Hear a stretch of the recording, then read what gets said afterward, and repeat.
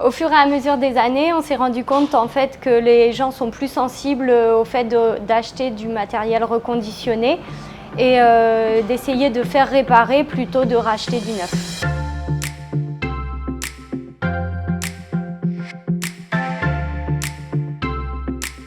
Bonjour, je m'appelle Vanessa Pascalini, je suis co-gérant de l'entreprise Ecorecycle. L'activité d'Ecorecycle, c'est du recyclage électroménager. Donc en fait, on récupère du matériel qui est destiné à être jeté et le but, c'est d'essayer d'en reconditionner un maximum.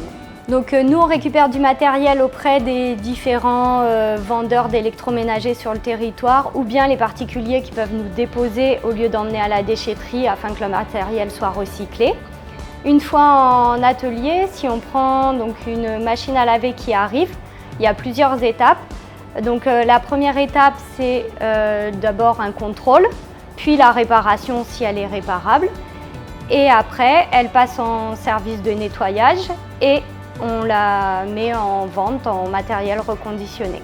Pour les machines qui ne peuvent pas être reconditionnées, elles partent auprès des opérateurs de traitement pour une valorisation des différents matériaux qui composent la machine, donc le verre, le plastique, le fer, etc.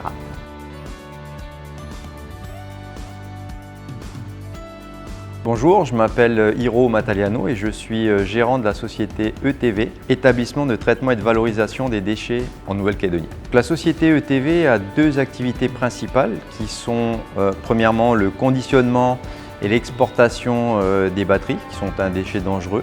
Et la deuxième activité qui est la principale, c'est le retraitement, le recyclage des déchets aluminium pour en faire un produit fini, une matière première secondaire.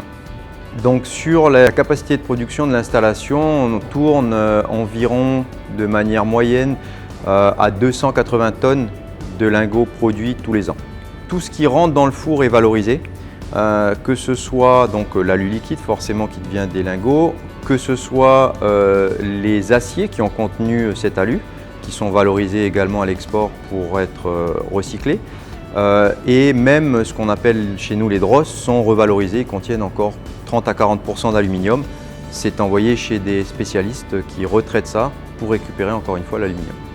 Au niveau des lingots d'aluminium produits par ETV, on va avoir plusieurs types de valorisation, donc l'export, et puis on a aussi des filières locales auprès de l'industrie principalement du nickel qui l'utilise pour purifier le nickel dans son process de production.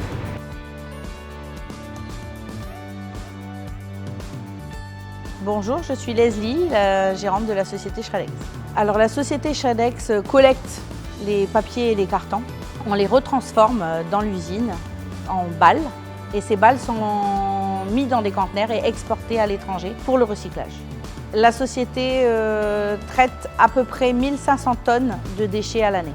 Alors le traitement à l'export aujourd'hui, tout ce qui est papier blanc est retransformé à 90% en papier blanc. Tout ce qui est ce qu'on appelle journaux, revues, magazines, ça c'est retransformé en pâte à papier toilette. Et tout ce qui est carton et papier toilette est retransformé en pâte à carton. J'ai un petit message pour la population calédonienne, c'est de continuer leurs efforts pour le recyclage, parce qu'on a quand même des beaux outils en Calédonie et que c'est l'avenir de la planète.